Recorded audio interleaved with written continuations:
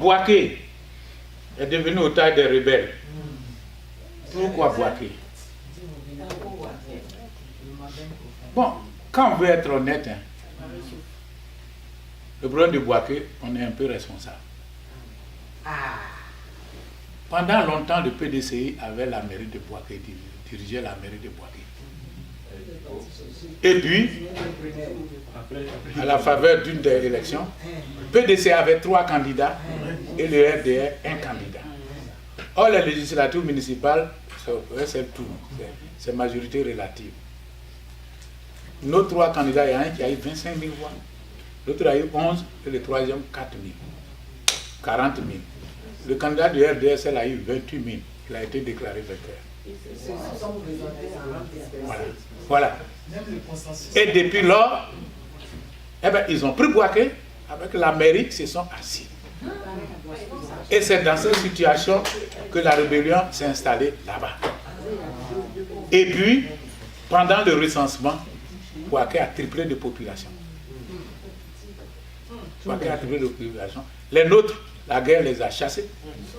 Tous les fonctionnaires PDCI sont partis, ils ne veulent plus revenir. Les originaires de la région, ils sont partis à Soubra, à Yamsoukro, etc. Et puis, on a la rébellion, ceux qui n'ont pas peur ou ceux qui avaient des affaires sont venus nombreux. Et c'est dans cette situation floue, en l'absence de désarmement, que le recensement a été fait. Ça a été fait, ils ont été. Même à l'état civil, il y a des, je crois, des gens, il n'y a plus. Les numéros là, c'est un autre nom qui est dans l'état civil.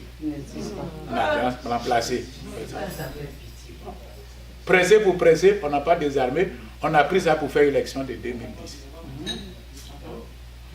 Voilà où on en est. On a pris pour faire l'élection de 2010. Et ça a été une liste validée. Et chaque année, on parle de cette liste pour actualiser. Donc, pendant longtemps, ces gens-là, ce sont majoritaires.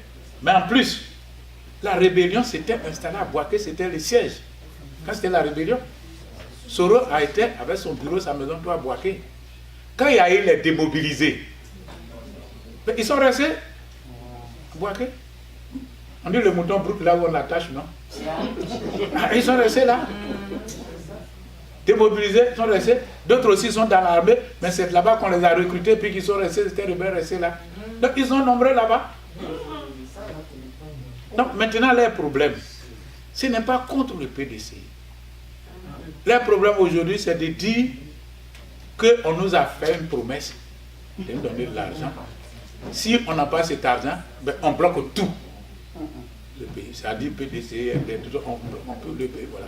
Donc Bouaké, quand ça ne va pas, il bloque les accès. Il bloque les accès, personne ne peut entrer, personne ne peut sortir.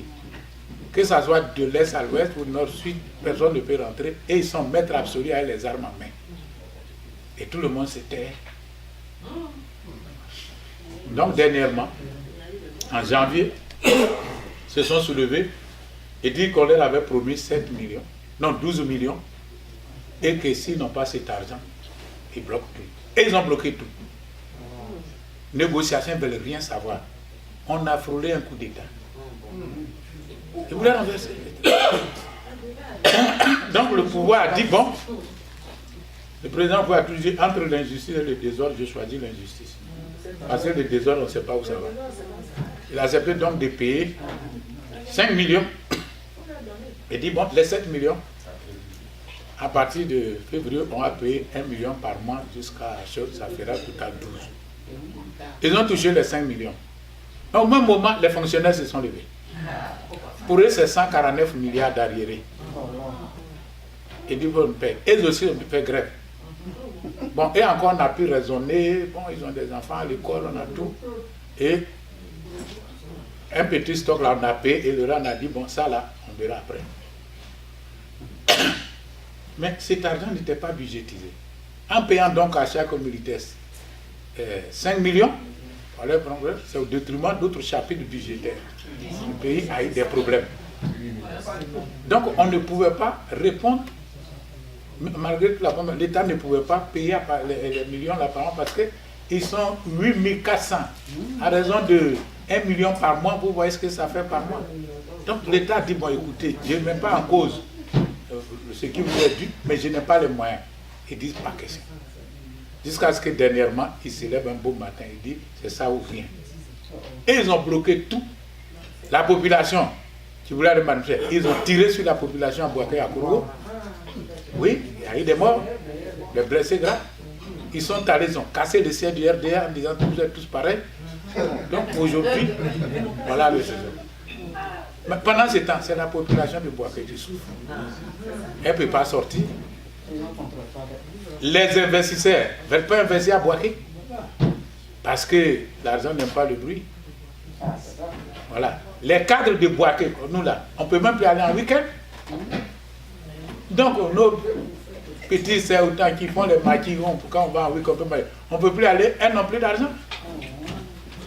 Donc effectivement, Bouaké est dans une situation dramatique. Nous avons pensé que on pouvait faire un plan spécial, un plan Marshall. Mais on attend que la situation se calme pour aborder ces problèmes. Bon, le PDCI ne peut faire que des suggestions, même n'étant pas au pouvoir, n'étant pas seul, assise comme tout le monde, mais on n'est pas indifférent. Et la situation est un peu dramatique quand même. Mais les militants PDCI se disent que ce n'est pas PDCI qui est responsable et que si les partis revenaient au pouvoir, ils trouveraient une solution. Donc elles aussi prient pour que le PDCI revienne au pouvoir. Donc Bouaké, c'est vrai, c'est une situation. Nous aurions voulu qu'il y ait un plan Marshall, mais ce sont des vœux.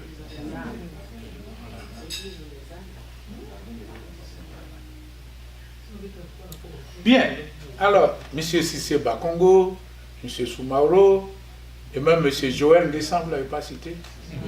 Souvent, ils disent que oui, on n'a jamais rien promis, on n'est pas là. Nous aussi, nous sommes inquiétés. Nous sommes inquiétés et nous avons vu notre patron.